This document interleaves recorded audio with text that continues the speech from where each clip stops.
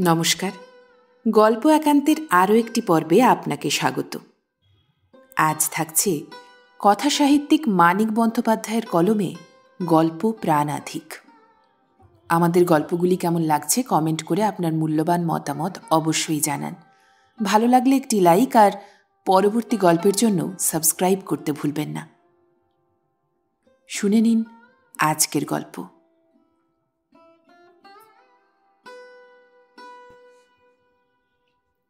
আজ জ্যোতির্ময়ের আসবার কথা। দিল্লি থেকে প্লেনে আসছে। লিখেছে অবনীদের বাড়িতে এসে উঠবে এবং 2-1 দিন থাকবে। অযাচিত সম্মানিত অতিথি। অভ্যর্থনা করে এগিয়ে নিয়ে আসার জন্য একজনের কি এরোড্রামে যাওয়া উচিত নয়? এখন সমস্যা হলো কে যাবে। অবনীর সে বন্ধু, সুতরাং সে গেলেই সবচেয়ে মানানসই হয়। কিন্তু এদিকে মুশকিল হয়েছে যে কেরানি জীবনে অঘটন ঘটতে শুরু করে দিয়েছে। শুধু আপিস গিয়ে কলম পিষে ছুটির পর নিজের ঘর সংসার আত্মীয় বন্ধুর প্রতি প্রাণপণে কর্তব্য করা নিয়ে হিমশিম খেয়ে তার দিন কাটে না।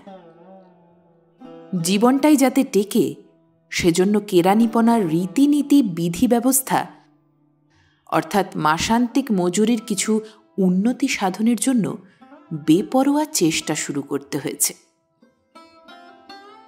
অবনীদের আপিসে কাল ধর্মঘট। অবনী আবার এটা ঘটবার ব্যাপারে ভালো রকম জড়িয়ে গেছে।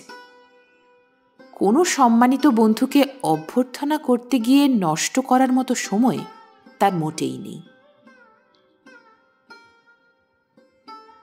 তার পিস্তুত ভাই সুব্রত যাবে ছাত্রদের জরুরি মিটিংয়ে।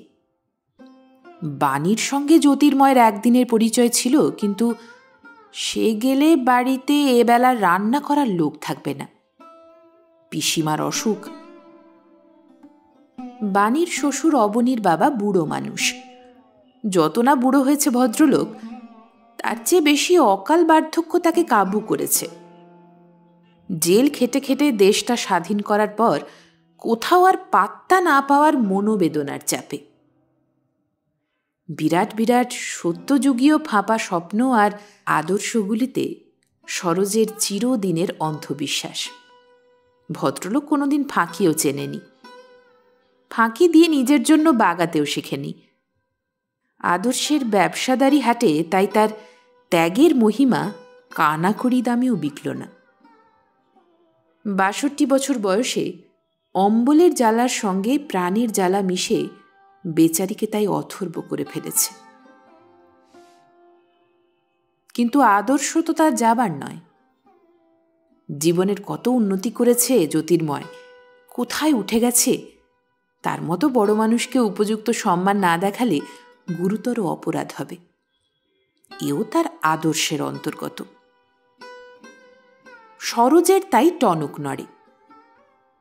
তোমরা বলছো কি কেউ যাবে না? তা কখনো হয়? অবনী বলে, কচি খোকা তো নয়, বাড়ি চিনে আসতে পারবে, ট্যাক্সি চেপে চলে আসবে, অসুবিধাটা কি? কত বড় অভদ্রতা হয়! একটা মান্যগণ্য পদস্থ লোক, তার একটা সম্মান নেই? তোমরা কেউ না যাও, আমি যাব। তা সরোজের যদি জ্যোতির্ময়কে এগিয়ে আনতে যাবার আগ্রহ জেগে থাকে, কারো কিছু বলবার নেই। নিজের অকারণ নিষ্ক্রিয় উদাসীনতা ঘুচিয়ে যদি নড়ে চড়ে বেড়াতে চায়, সেটা বরং ভালো লক্ষণ। শুধু বাণী বললে, আপনি একা যেতে পারবেন না বাবা, মন্টুকে সাথে নিয়ে যান। মন্টুর বয়স 11 বছর, সে বাণীর ভাই।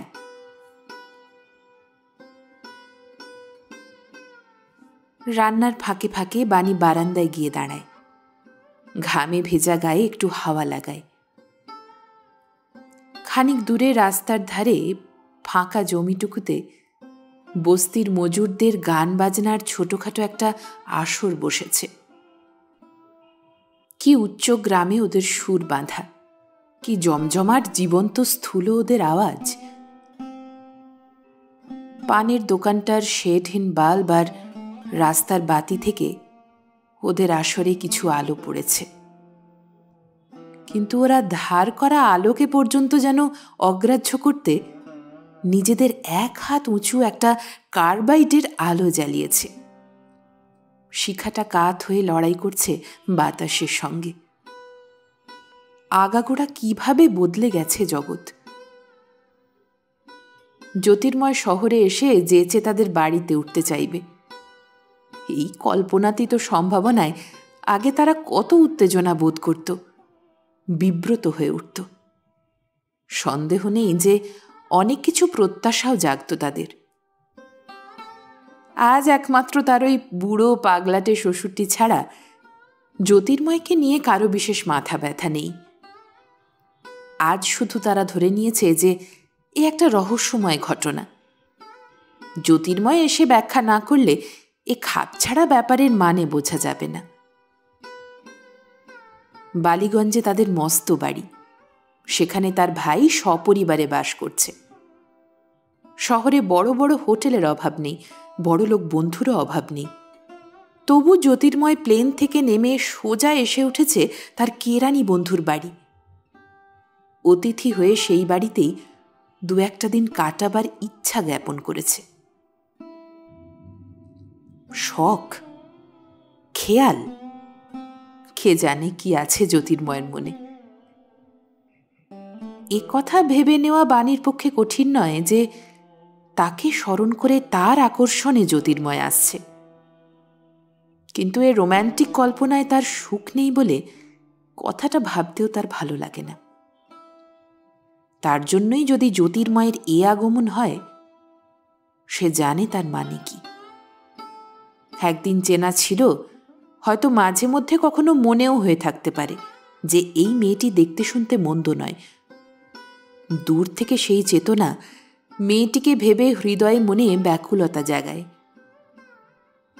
জ্যোতির্ময় হঠাৎ তাকে দেখতে আসছে, এ কথা কল্পনা করতেও বাণীর হাসি পায়। ঘটনাচক্রে যদি তারই জন্য জ্যোতির্ময় এসে থাকে, তার একমাত্র অর্থ হবে এই যে তার একটা কুৎসিত খেয়াল চেপেছে। মনে পড়েছে যে বাণীকে দু একবার লোভনীয় মনে হয়েছে, অথচ পাবার চেষ্টা করা হয়নি। আজ সে গরিব কেরানির বউ, তাকে দুদিন একটু ঘেঁটে আসা যাক। আগে থাকতে একটা লোককে মন্দ ভাবতে বাণীর ভালো লাগে না, কিন্তু জ্যোতির্ময়ের মতো উঁচু স্তরের লোককে মন্দ ছাড়া অন্য কিছু ভাবাও আজকাল কঠিন। এ জাতটাই বজ্জাত।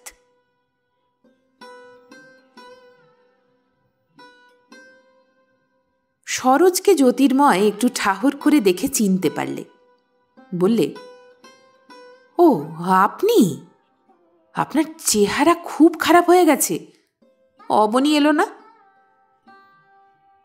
অবনী একটা জরুরি কাজে গেছে, তুমি কিছু মনে করো না বাবা। কিছু মনে করার ক্ষীণতম ইচ্ছাটুকুর অস্তিত্ব জ্যোতির্ময় অস্বীকার করে। তাকে বেশ উৎসাহী, সানন্দ, আত্মপ্রতিষ্ঠিত মনে হয়। মন্টুকে চিনতে না পারার ত্রুটির জন্য তার পিঠ চাপড়ে দিয়ে হেসে বলে, ভারী অন্যায় হলো। তুমি তো শুধু ওনার ছেলে নও, তুমি তো আবার অবনীরও ইয়ে। গাড়িতে সে সরোজকে বলে, আমি একটা জরুরি কাজে এসেছি। একটা ভুল হয়ে গেল, অবনীকে লিখে দিতে মনে ছিল না। আমি এসেছি যেন চারিদিকে রটিয়ে না বেড়ায়। না না, এ খবর রটেনি। ওই যে তুমি লিখেছিলে, কাজের চেয়ে দুটো দিন বন্ধুর বাড়িতে শান্তিতে বিশ্রামের লোভটাই তোমার বেশি। ওটা পড়েই অবনী কাউকে জানায়নি। জানলে 10টা লোক এসে তোমায় বিরক্ত করবে, এ কি আমরা জানি না বাবা? তুমি গরিবের বাড়িতে পা দেবে, লোকের এটা ধারণাতেও আসবে না। একটা সিগারেট বার করে সরোজের প্রায় সাদাটে চুল ও শীর্ণ মুখের দিকে চেয়ে সেটা না ধরিয়েই জ্যোতির্ময় আবার পকেটে রেখে দেয়। তাতে আনন্দের সীমা থাকে না সরোজের। জ্যোতির্ময় বলে, আপনাকে খুলেই বলি, আমি একটা এজেন্সি খুলব। নিজের নামে তো পারি না, চারিদিকে শত্রু, নানা লোকে নানা কথা বলবে। তাই ভাবলাম বিশ্বাসযোগ্য কে আছে, কাকে ভার দেওয়া যায়। তখন মনে হলো এত লোকের জন্য এত করেছি, অবনী আমার কতকালের বন্ধু, ওর জন্য কিছুই করা হয়নি। আপনি সারা জীবন কাজ করলেন, শেষ জীবনে আপনারও সুখ হলো না। তাই অবনীকেই সব ভার দেব ঠিক করেছি। ওকে আর চাকরি করতে হবে না, আপিসে মাইনে যা পায় আমার কাছে তার 20 গুণ কমিশন পাবে। কিসের এজেন্সি বাবা? সরোজের গলা কেঁপে যায়, চোখে জল এসে পড়ে। এতদিনে কি তবে তার সারা জন্মের আদর্শ নিষ্ঠার প্রতিদান আসবে? এই কঠোর বাস্তববাদী জগতে অহিংসা, দারিদ্র্য, উপবাস বরণের পুরস্কার মিলবে? বলবো ক্ষণ বাড়ি গিয়ে বিস্তারিত বলবো। মনে মনে বিড়বিড় করে অভ্যস্ত কয়েকটা মন্ত্র আউড়ে অনির্দিষ্ট দেবতার উদ্দেশ্যে যুক্তকর কপালে ঠেকিয়ে সরোজ নিঃশ্বাস ফেলে। ভগবান তবে ছপ্পর ফুঁড়েই দিলেন। ছেলে মেয়ে কটি? একটা মেয়ে আছে বছর 3-এর, এলাহাবাদে দাদামশাইয়ের কাছে থাকে। কাজের চাপে জানেন জ্যাঠামশাই, বছর খানেকের মধ্যে মেয়েটাকে চোখেও দেখিনি। সরোজ মনে মনে বললে, 60। তিনিও কর্মী ছিলেন, এও কর্মী। এই বয়সে বেচারি কত সাফল্য লাভ করেছে। টাকা পয়সা, মান সম্ভ্রম, প্রভাব প্রতিপত্তি। কিন্তু এরা নীতি জানে না, ব্রত বোঝে না। একটা মোটে মেয়ে, কার জন্য তবে এই তপস্যা? এরা মনে রাখে না যে গান্ধীজিরও সংসার ছিল, পুত্র সন্তান ছিল। তারপর যখন সময় এলো তখন তিনি হলেন সন্ন্যাসী। ওরা যখন পৌঁছল বাড়িতে বাণী তখনও একা, শুধু পিসিমা বিছানায় শুয়ে জ্বরে ধুঁকছে। সরোজ প্রায় চটে যায়, চেঁচিয়ে বলে, কি আশ্চর্য, এখনো কেউ বাড়ি ফেরেনি? এদের যদি কোনো কাণ্ডজ্ঞান থাকে। জ্যোতির্ময় তাকে শান্ত করে, আহা, আপনি ব্যস্ত হবেন না, কাজে গিয়ে আটকে গেছে, আসবে সময় মতো। কিন্তু অবনীর অনুপস্থিতিতে যে তাকে বিরক্ত করেছে সেটা স্পষ্টই বোঝা যায়। পরক্ষণে সে প্রশ্ন করে, অবনী জরুরি কাজে গেছে বলছিলেন, কিসের কাজ? ও তার আপিসের ব্যাপার। আপিসের ব্যাপার? বিরক্তি কেটে জ্যোতির্ময়ের মুখে স্মিত ভাব ফোটে।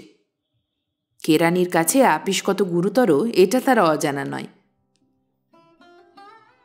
বাণীর দিকে সে আশ্চর্য হয়েই তাকায়। কি দেখবে ভেবেছিল আর কি দেখছে, যেন চোখ দিয়েই যাচাই করে নিতে চায়। 5-6 বছর বিয়ে হয়েছে, কেরানির মেয়ে, কেরানির বউ। সে এখনো এমন আঁটো আছে, জীবন্ত আছে। বাণীকে গরিব বাঙালি গেরস্ত ঘরের বিবাহিতা মেয়ের চিরন্তন মাতৃরূপারূপে না দেখে সে রীতিমতো বিব্রত বোধ করে। আপনাকে তো আগে তুমিই বলতাম, আপনার বোনের সঙ্গে 2 বছর একসাথে পড়েছি। আশা কোথায় আছে? আশা? আশা একটু বিলাতের দিকে বেড়াতে গেছে। মানে দেশে কেমন ওর মন টিকল না, একটা সুযোগ জুটে গেল, ও একটু আমেরিকা বেরিয়ে আসতে গেল। জ্যোতির্ময়ের অস্বস্তি বাণী টের পায়।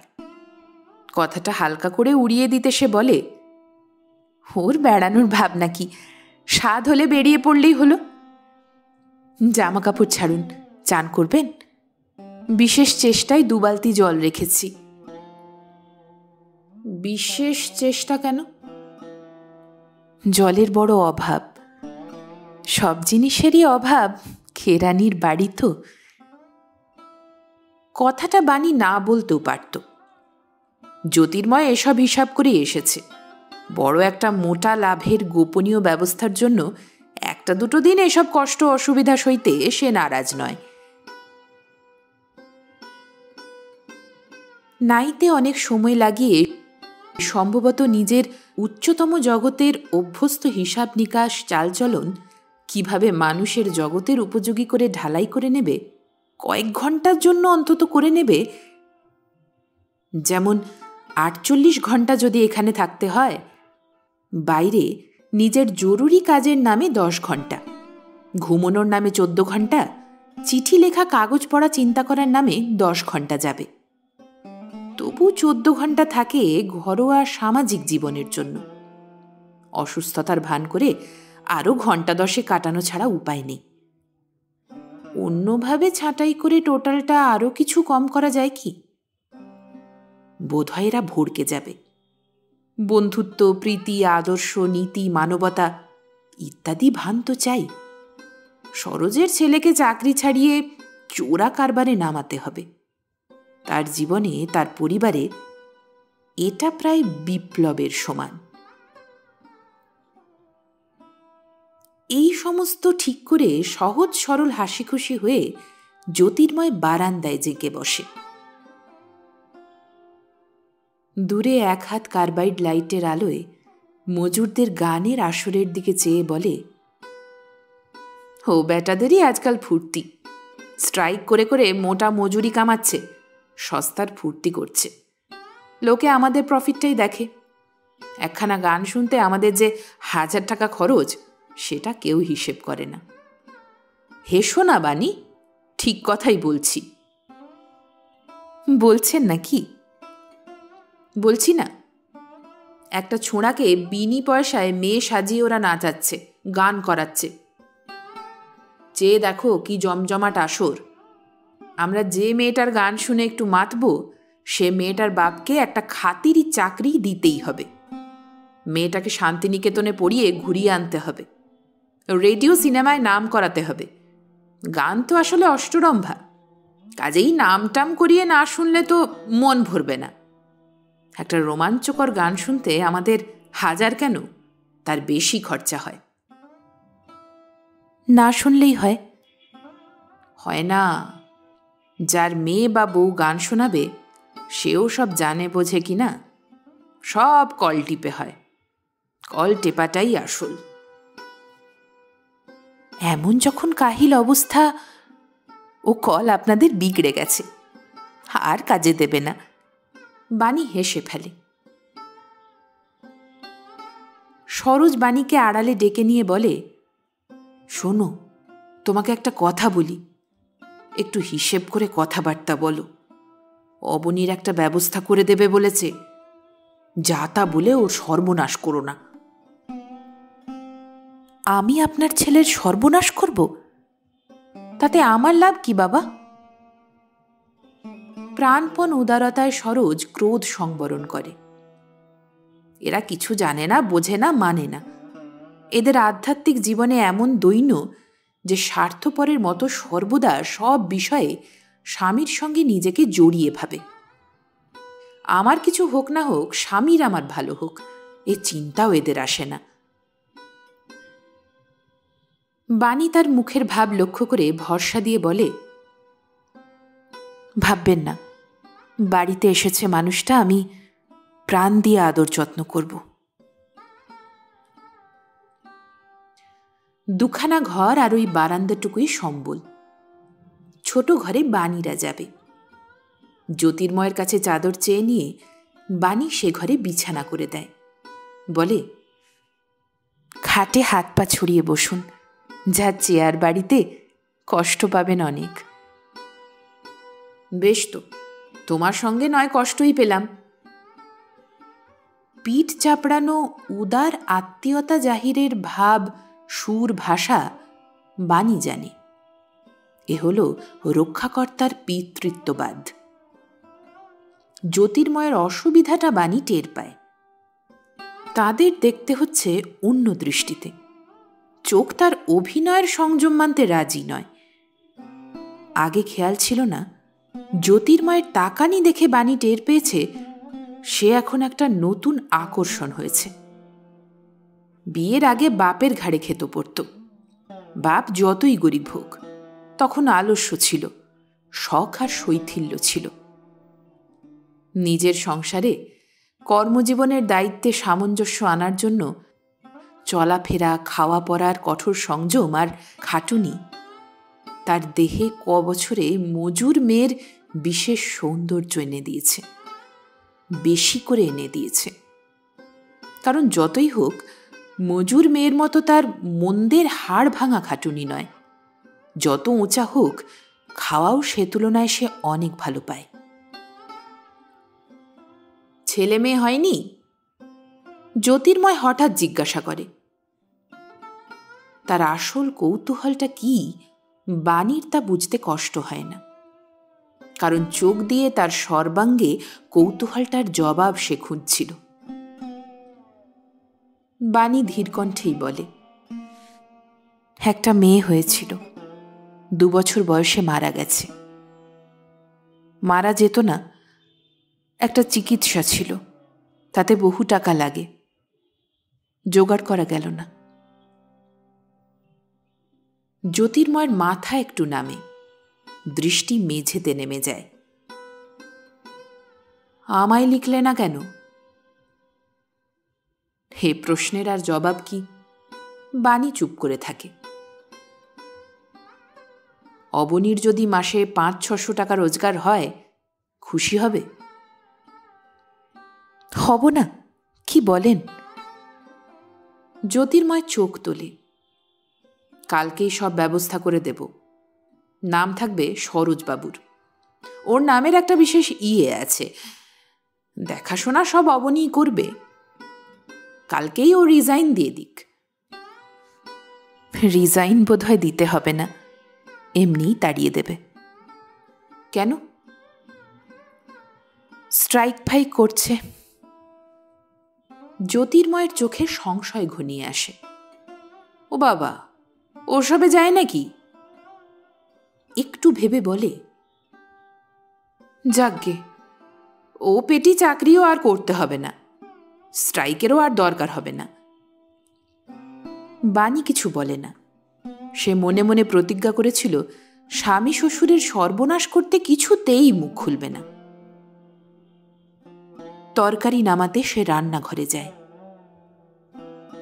পরনে শাড়িখানাই একটু ঝেড়ে ঝুড়ে ঠিক করে নিয়ে একটা স্যান্ডেল পায়ে দিয়ে জ্যোতির্ময়কে বলে, 1/2 ঘন্টা বাবার সঙ্গে কথা বলুন, পাড়ার একটি মেয়েকে পড়াই, একটু দেখিয়ে শুনিয়ে দিয়েই চলে আসব।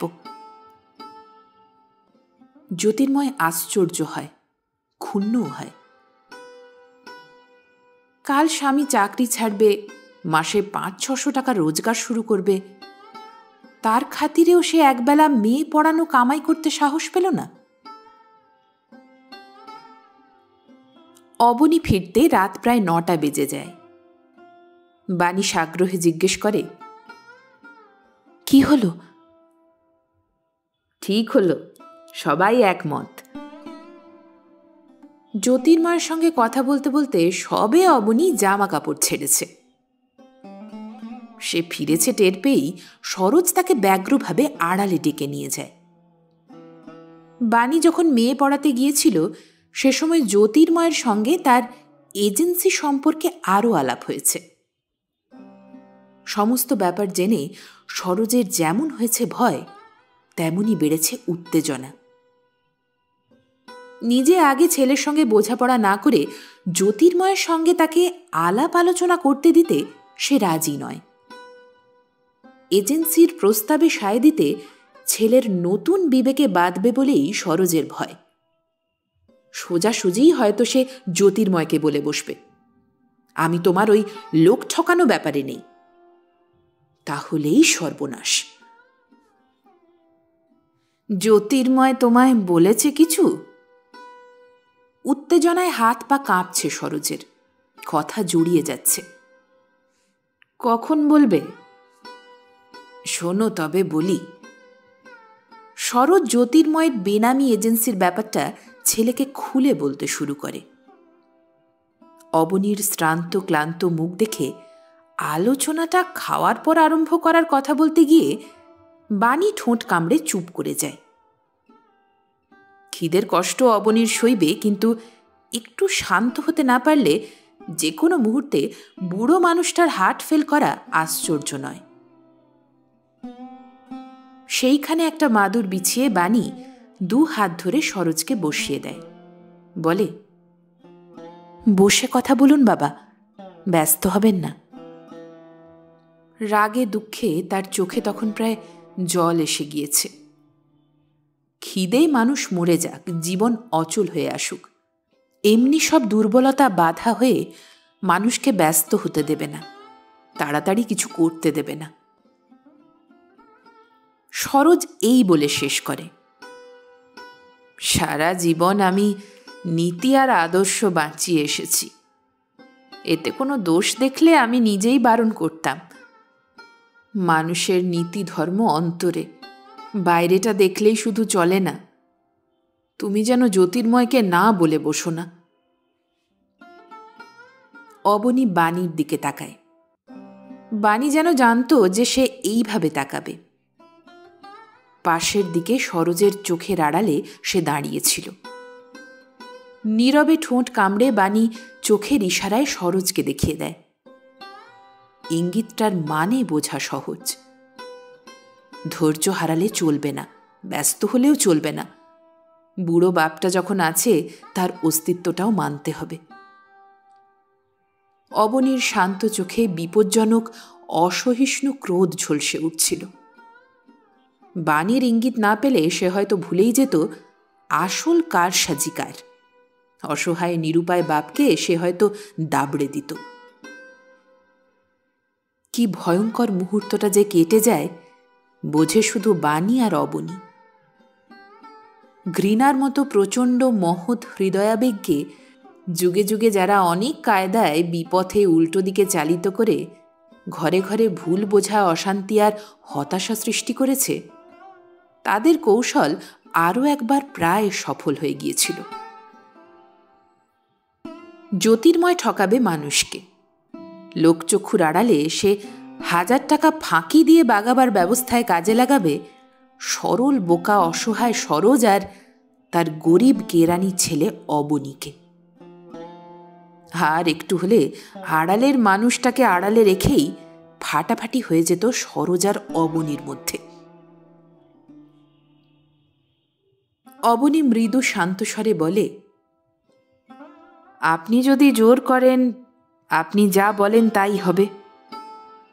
আমি আপনার বিরুদ্ধে যাব না, কিন্তু আমি ভাবছি আমার ভালোর জন্যই আপনি এটা বলছেন। সবার কাছে হীন হয়ে আমার সুখ শান্তি যদি নষ্ট হয়, আপনি কি সুখী হতে পারবেন? ওই তো দোষ তোমার, ক্ষুব্ধ অভিযোগের সুরে সরোজ বলে। কিন্তু অভিমান সাধারণ হৃদয়াবেগ, মোটেই মারাত্মক নয়। সারা জীবনের ত্যাগ শিকারের পুরস্কার যেচে ঘরে এসেছে, অথচ ছেলে তা বাতিল করে দেবে, এই আতঙ্কে যে কাঁপুনি ধরেছিল সরোজের, তা কেটে গেছে। ক্ষুব্ধ হোক আর অভিমান করুক, এখন সে শান্ত হয়েছে। আচমকা তার হার্ট ফেল করে মরার সম্ভাবনা নেই। দুবার নাক ঝেড়ে বাণীর কাছে 1 গ্লাস জল চেয়ে নিয়ে কয়েক ঢোক জল খেয়ে সরোজ বলে, তোমার ঠেকছে কিসে?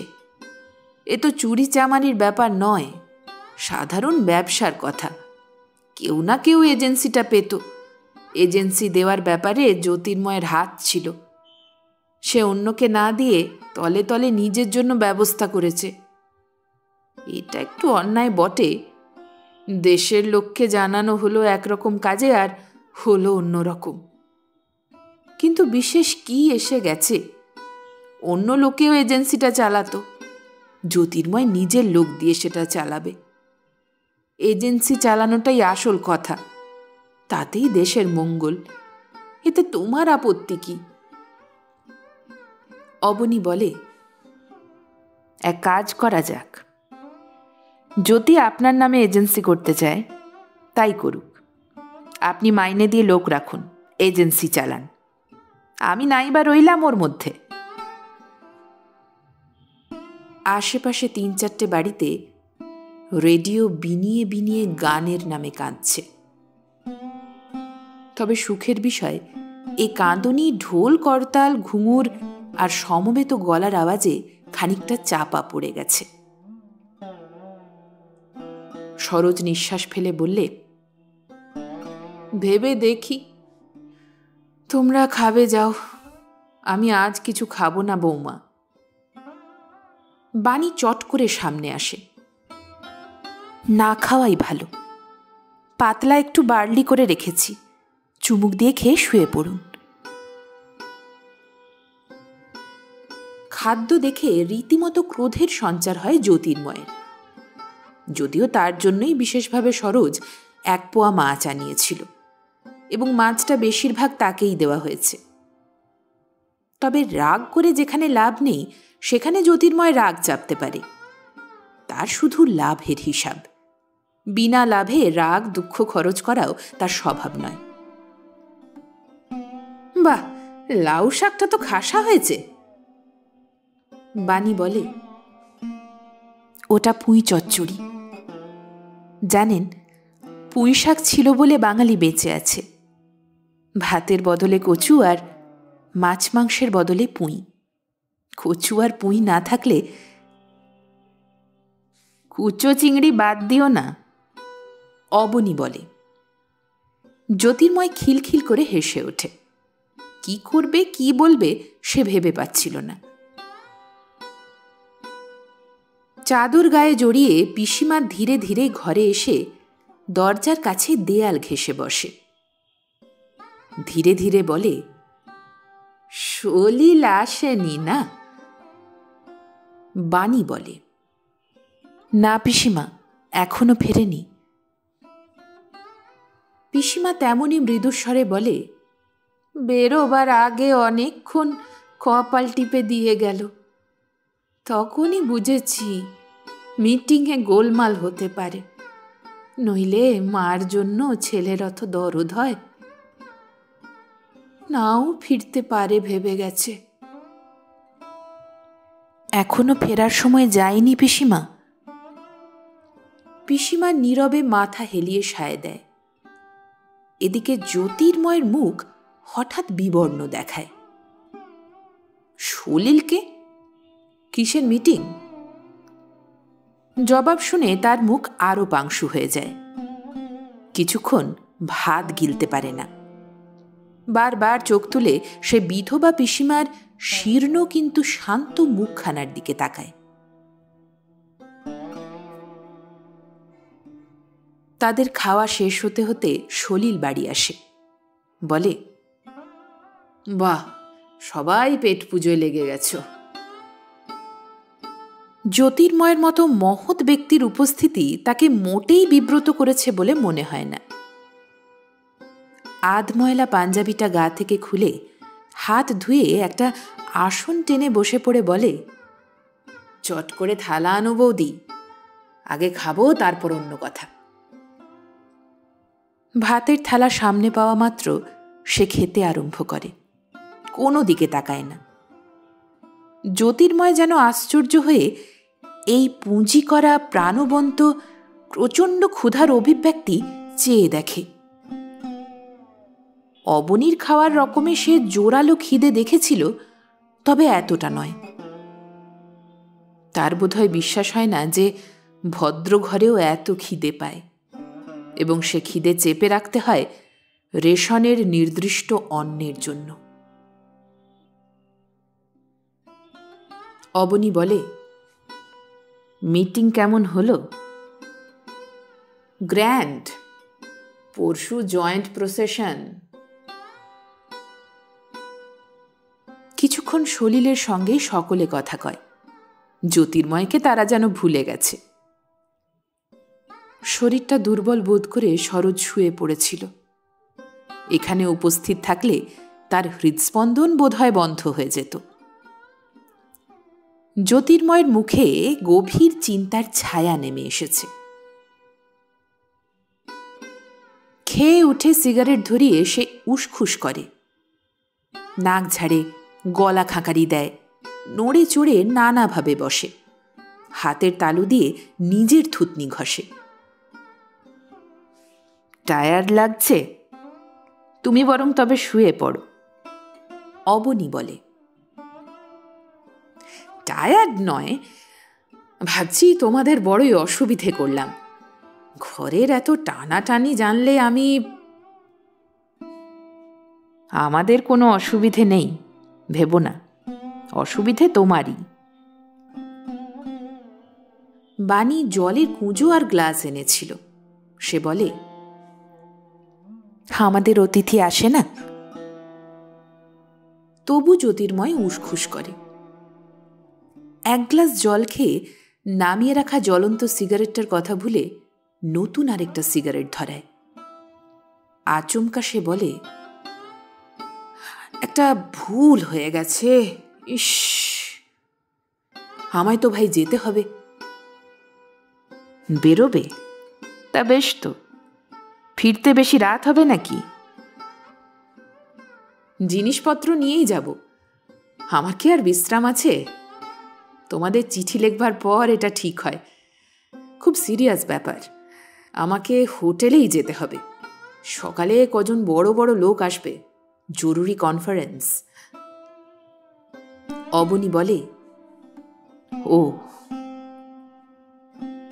জ্যোতির্ময় হাসবার চেষ্টা করে, বলে, ভেবেছিলাম হোটেলেই উঠব, সেখান থেকে এসে তোদের সঙ্গে দেখা করে যাব। তা তোর বাবাকে দেখে সব ভুলে গেলাম। এতদিন পরে তোদের সঙ্গে দেখা, কি ভালোই যে লাগছে। হোটেলের কথাটা স্রেফ ভুলে গেছি। বানি খেয়ে উঠে শুনে সলিল ট্যাক্সি ডাকতে গেছে। জ্যোতির্ময় জিনিসপত্র গুছিয়ে নিয়েছে। ট্যাক্সি এলে একটা প্রকাণ্ড সমস্যা দেখা দেয়। সরোজের বোধহয় ঘুম এসেছে। তাকে না জানিয়েই কি জ্যোতির্ময় চলে যাবে? আমরা বুঝিয়ে বলবো, এমনি ভালো ঘুম হয় না, ঘুম যখন এসেছে ওকে আর জাগিয়ে কাজ নেই, অবনী বললে। শুনে স্বস্তির নিঃশ্বাস ফেলে জ্যোতির্ময় ট্যাক্সিতে ওঠে। ট্যাক্সি চলে গেলে বানিও স্বস্তির নিঃশ্বাস ফেলে বলে, বাঁচা গেল বাবা, নিজেই আমাদের সমস্যা মিটিয়ে দিল। অবনী বলে, তাই তো দেয়।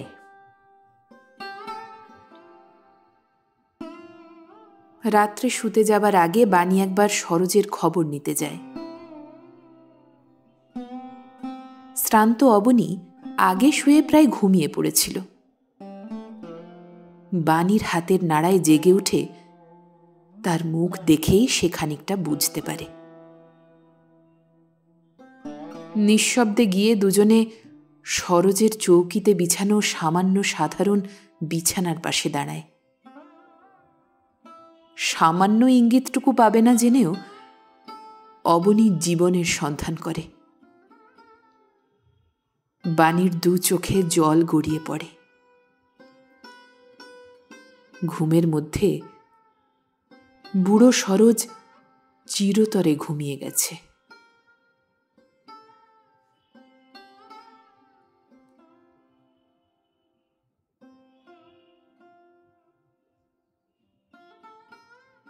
আপনারা শুনছিলেন লেখক মানিক বন্দ্যোপাধ্যায়ের কলমে গল্প প্রাণাধিক।